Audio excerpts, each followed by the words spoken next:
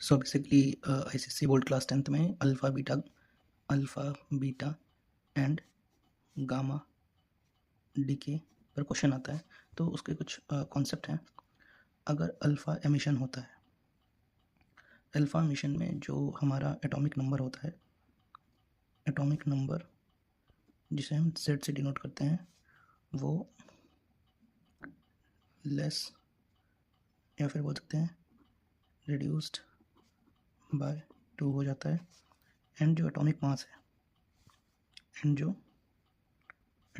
मास है जिसे हम ए से डिनोट करते हैं, वो बेसिकली 4 से रिड्यूस बाय 4।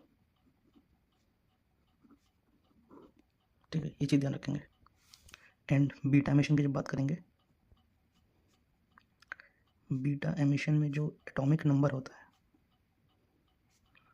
एटॉमिक नंबर जिसे हम Z से डिनोट करते हैं, वो इंक्रीज कर जाता है, इंक्रीज्ड बाय 1। ठीक है, लेकिन जो एटॉमिक मास रहता है वो सेम रहता है।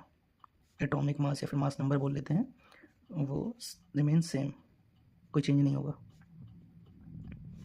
एंड अगर हम गामा एमिशन की बात करते हैं, गामा एमिशन में जो हमारा एटॉमिक नंबर है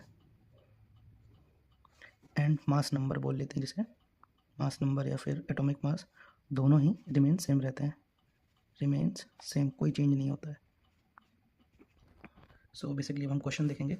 x1 जिसमें गामा डीके हो रहा है, देन x2 में बीटा डीके हो रहा है, x3 में अल्फा डीके होकर हमें ये एटम मिला। ठीक है बेसिकली, अब इसी को हम सॉल्व करेंगे।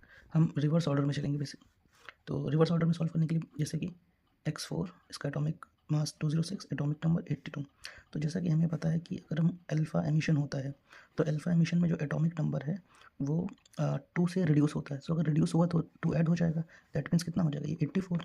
और एटॉमिक मास 4 से रिड्यूस होता है, तो 206 है, तो 4 ऐड हो जाएगा, तो 210 हो जाएगा। ठीक है, नेक्स्ट अब देखेंगे। तो ये हमारा x3 था।